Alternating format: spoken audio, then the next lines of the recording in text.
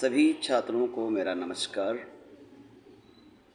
आइए हिंदी व्याकरण को सीखने की परंपरा में हम आगे बढ़ते हैं और इसमें हम यहाँ पर आज सीखने जा रहे हैं काव्य बोध।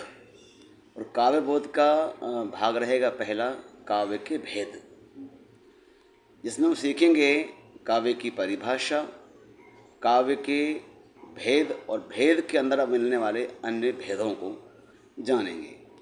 और ये आपके लिए बहुत ही महत्वपूर्ण प्रश्न है जो कक्षा 9, 10, 11, 12 में अक्सर पूछा जाता है। आइए बिना विलंब करे अपने कार्य में आगे बढ़ते हैं। पहले हम जान लेते हैं काव्य की परिभाषा। तो आचार्य विश्वनाथ के अनुसार क्या कहा है आचार्य विश्वनाथ ने? रसात्मकम वाक्यम काव्यम, अर्थात रसयुक्त वाक्य ही काव्य है। और पंडित जगन्नाथ ने क्या कहा है इस विषय में? वे कहते हैं रमणीयार्थ प्रतिपादकः शब्दः काव्यम। क्या कहा है? रमणीयार्थ प्रतिपादकः शब्दः काव्यम, अर्थात रमणीय मतलब सुंदर अर्थ का प्रतिपादन, अभिव्यक्त करने वाले शब्द ही काव्य कहलाते हैं। आगे हम जानते हैं काव्य के भेद कौन कौन से हैं। तो काव्य के मुख्यतया 2 भेद होते हैं, श्रव्य काव्य और दृश्य काव्य।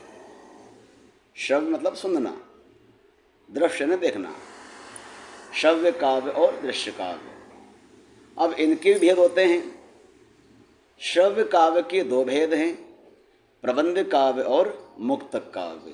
ये श्रव्य काव्य के भेद हैं। अब प्रबंध काव्य के भेद जान लेते हैं हम।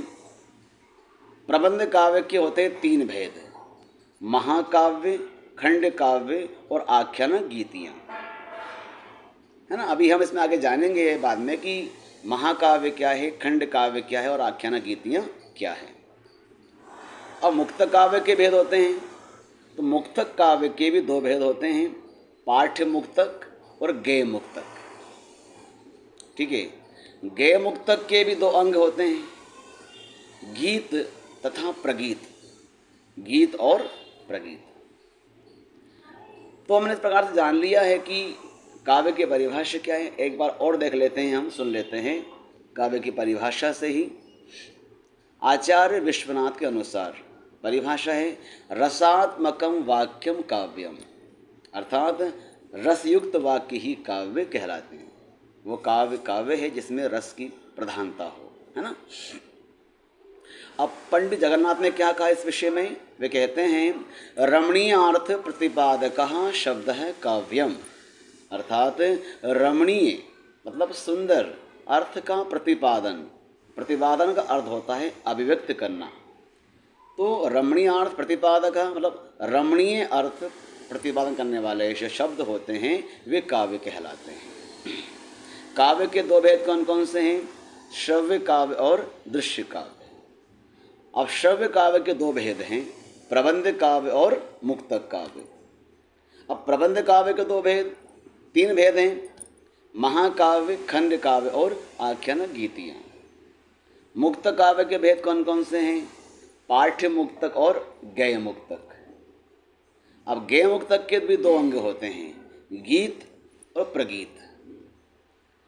इस प्रकार जान लिए हमने कि काव्य की परिभाषा क्या है, उसके कितने भेद होते हैं। अब इसकी जो विस्तृत जानकारी है हम आगे बढ़ेंगे, अगले वीडियो में जानेंगे कि महाकाव्य क्या है, खंड काव्य क्या है, आख्यान गीतियाँ क्या है, श्रव्य काव्य क्या है, दृश्य काव्य क्या है, और पाठ्य मुक्तक क्या है, गेय मुक्तक क्या है, गीत क्या है, प्रगीत क्या है। ये हम जानेंगे तुरंत ही अगले वीडियो में। तो आप अपना ध्यान रखें और इस चैनल को सब्सक्राइब करें। ठीक है। वीडियो आपको अच्छा लग रहा हो तो इसको आप आगे शेयर करें, लाइक करें। धन्यवाद।